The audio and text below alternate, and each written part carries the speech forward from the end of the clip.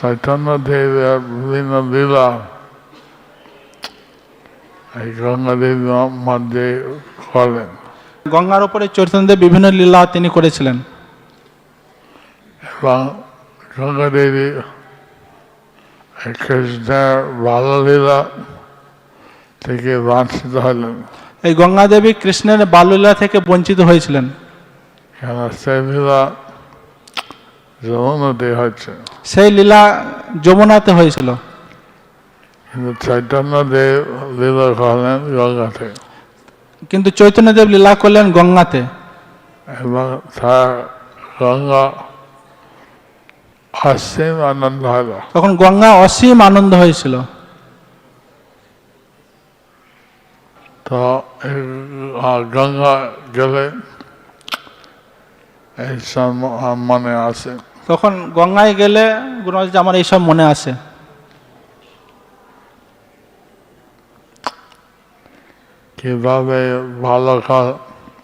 কিভাবে বাল্যকাল ব্রাহ্মণ গায়ত্রী করছে, ব্রাহ্মণের গায়ত্রী করছিলেন,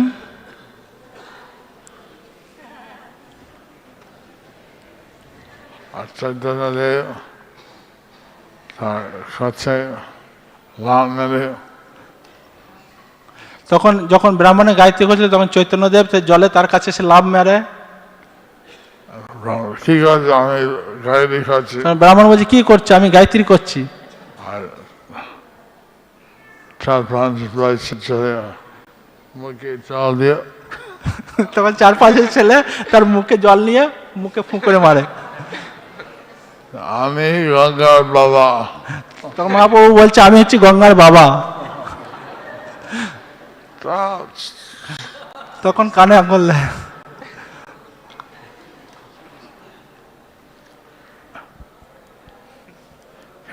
বাচ্চা কি বলে কেউ গুরুত্ব দেয় না, বাচ্চা কি বলে কোনো গুরুত্ব দেয় না, কিন্তু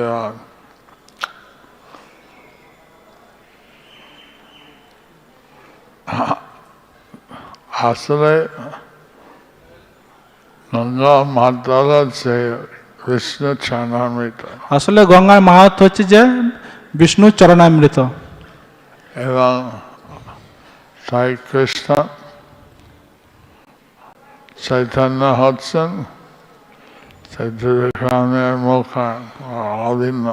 তা শ্রীকৃষ্ণ চৈতন্য হচ্ছেন তিনি অভিন্ন, চৈতন্য মহাপ্রভু। ত্রিবিক্রম লীলা হলো গঙ্গা চলে আসছে, উনি হচ্ছেন ত্রিবিক্রম অভিন্ন। ত্রিবিক্রম যে লীলা হয়েছিল এবং চৈতন্য মহাপ্রভু যে লীলা করছেন সেটা হচ্ছে অভিন্ন। গঙ্গা এসেছেন,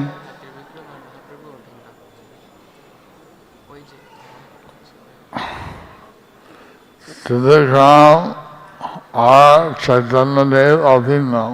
ত্রিবিক্রম আর চৈতন্যদেব হচ্ছে অভিন্ন। ত্রিবিক্রম হচ্ছেন চৈতন্যদেবের আংশিক প্রকাশ। ত্রিবিক্রম হচ্ছে চৈতন্যদেবের আংশিক প্রকাশ। এবং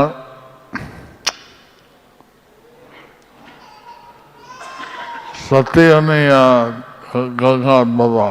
সত্যি চৈতন্য মহাপ্রভু হচ্ছেন গঙ্গার বাবা। ব্রাহ্মণ অভিযোগ করলেন, সমস্ত ব্রাহ্মণের অভিযোগ করেছিলেন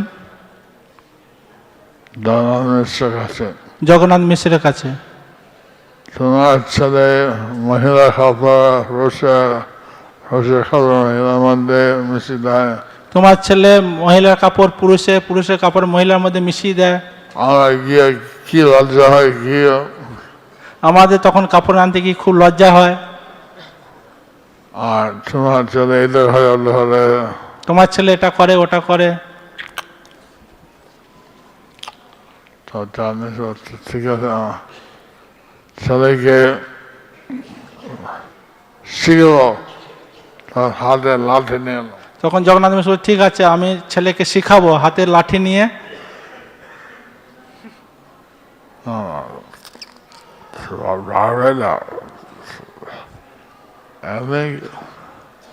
মারার মানে নাই। তখন ব্রাহ্মণ বলছে না না মারবে না, এরকম কোনো নাই যে মারার মতো। আর যত মহিলা এসছে, ছোট মহিলারা এসেছিলেন, অভিযোগ হচ্ছেন সতী মাতা। তখন তারা সচ্চি মাতার কাছে এসে অভিযোগ করছে তাই আমরা শিলা পূজা করতে যাই গঙ্গার কাছে, আমরা যখন গঙ্গার কাছে শিব পূজা করতে যাই, এবারে সেই সব পূজা আমাকে করো, তখন সবাই ও মহাপ্রভু বলেন সমস্ত পূজা আমাকে করো, না হয় আমি আদেশা দেব তোমার সভা যথাবে বৃদ্ধ ব্রাহ্মণের অষ্টম নম্বর স্ত্রী। তখন আমি অভিশাপ দেবো বৃদ্ধ ব্রাহ্মণের 8 নম্বর স্ত্রী হবে। কিন্তু একটা মহিলা, ছোট শিশু মহিলা, তখন একজন ছোট শিশু মহিলা, তার নাম লক্ষ্মী প্রিয়া, তখন তার নাম লক্ষ্মী প্রিয়া, সে তার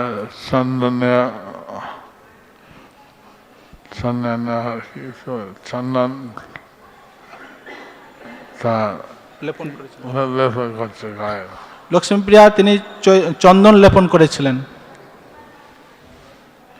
এখন তখন দেখছে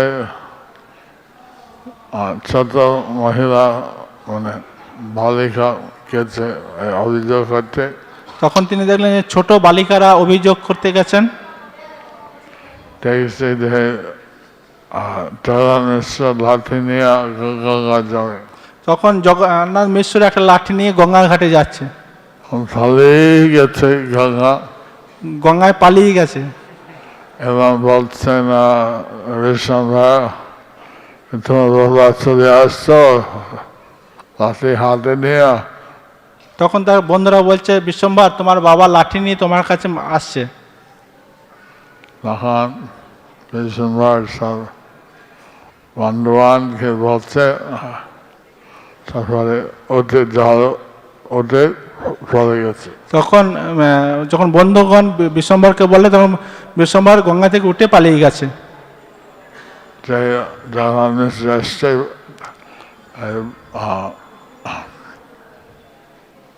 বালগণ বলছেন এই কখন তোমার ছেলে আসবে আমরা অপেক্ষা করছি। যখন জগন্নাথ মিশ্রে গেছে তখন সব বালকগণ জগন্নাথ মিশ্রকে জিজ্ঞেস করছে আপনার ছেলে কখন আসবে, আমি তার জন্য অপেক্ষা করছি।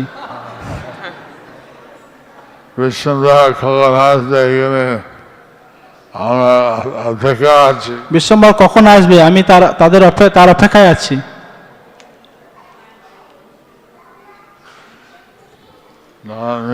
সবাইকে দেখছি ছেলে দেখা হয় না। তখন জগন্নাথ মিশ্র সমস্ত ছেলেগুলোকে দেখছে কিন্তু তার ছেলেকে দেখতে পাননি। বাড়ি ফিরে গেছে। তখন জগন্নাথ মিশ্র বাড়ি ফিরে গেছে। এই সময় বিষ্ণুরা এসে, এই সময় বিশ্বম্ভর এসেছেন। পড়াশোনা খুব কঠিন, খুব পড়াশোনা বলছে পড়াশোনা খুব কঠিন, খুব কঠিন। তাহলে হাত থেকে সারা খালে হাত কি করে ছন্নাটা ইয়ে হয়ে যায়, জড়ো জড়ো হয়ে যায়। তখন তারা হাত দেখে, হাত গঙ্গার সঙ্গে হাত একটা জড়ো জড়ো হয়ে যায়, কিন্তু হাত সেটা ছিল না, হাত পুরা পরিষ্কার ছিল। তার সব হাতে খালি হয়েছে। হ্যাঁ, তখন হাতে সমস্ত কালির দাগ ছিল।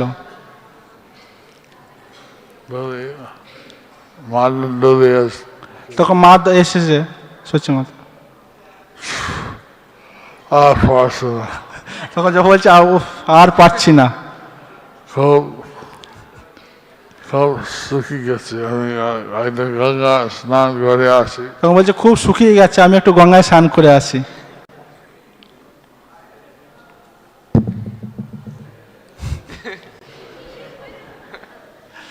আইসা ব্রাহ্মণ মিথ্যা বলে না,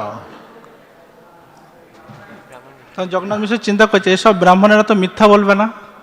কিন্তু ছেলে একদম মানে স্নান করছে, কোনো চিহ্ন নেই। কিন্তু জগন্নাথ মিশ্র এটাও চিন্তা করছে যে ছেলে যে স্নান করছে এর কোনো চিহ্ন নেই। ঠিক আছে, যাও। তখন জগন্নাথ মিশ্র বলছে, ঠিক আছে যাও। আর বিশেষ গঙ্গা গেছে, আমাকে অভিযোগ করেছ, এবার এবার দেখবে। তখন বিশ্বম্বর গঙ্গা গিয়ে বলছে আমাকে অভিযোগ করেছে, এবার দেখবে।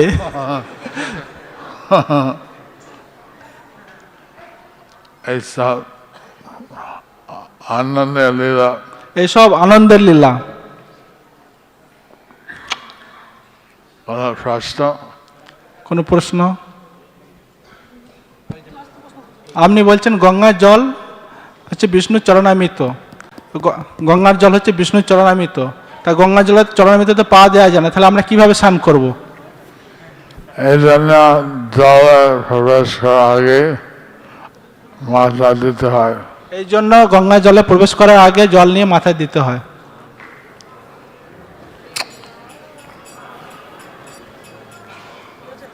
মাথা জল দিয়ে তারপরে তারপর গঙ্গায় মাথায় জল দিয়ে আপনি নামতে পারেন।